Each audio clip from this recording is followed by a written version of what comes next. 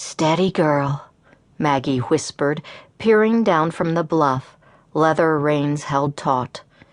The thrum of spectators on the field below rose on the cool morning breeze, and she leaned forward to stroke the thoroughbred's neck. "Wait," she gently coaxed, anticipation sparking the air. "It's coming." But even as she said it, her own pulse edged up a notch. Bourbon Bell pawed the dirt, and Maggie sensed the mare's restraint growing thinner by the gunshot sounded. The horses on the racetrack below bolted from their marks, as did Bourbon Bell, and exhilaration fired through Maggie's veins. Bell surged to life, and Maggie gave the horse her head, allowing the mare to surrender to every instinct the animal's sleek-muscled body commanded: to run.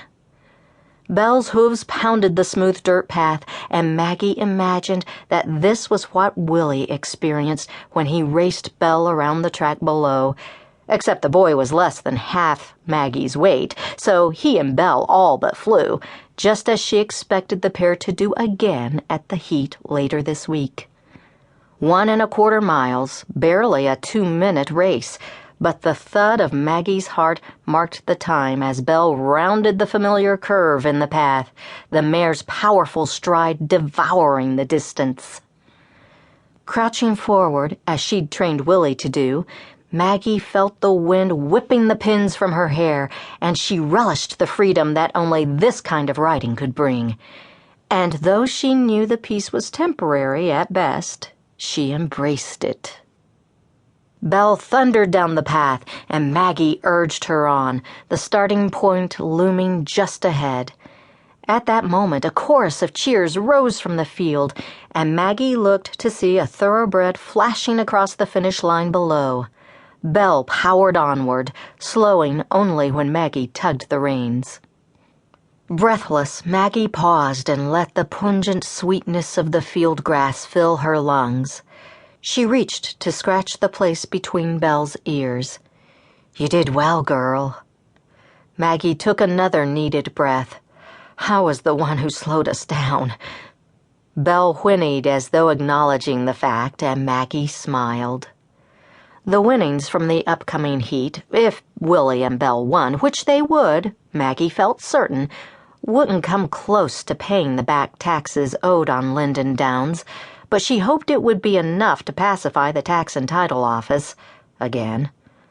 Bell had won her last 5 heats, and considering the number of races scheduled at Burns Island Track, that meant a fairly reliable source of income for the next few months.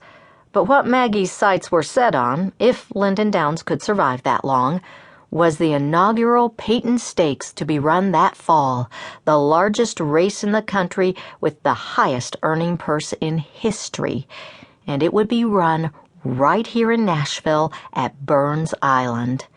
And her own Bourbon Bell, the 3-year-old she'd raised from a foal, would win that too, barring any unforeseen competition. The mare's race times demonstrated that without question. So why did the next few months seem like an insurmountable hurdle? She couldn't bear to imagine that, after holding on for so long, she and her father might lose the only home either one of them had ever known. Maggie dismounted, welcoming the chance to stretch her legs and let Bell cool down before starting for home. But as the moments passed and the excitement of the race ebbed in the field below, the reality of her situation returned. How had it come to this? Such a jagged end to something she'd worked so hard to hold together. Yet she refused to give in to the despairing thoughts, not while she still had breath. And a jockey ready to race only 4 days hence. She would succeed, with Bell and with Linden Downs. She had no other choice. Her father had been her shelter and strong tower for so long.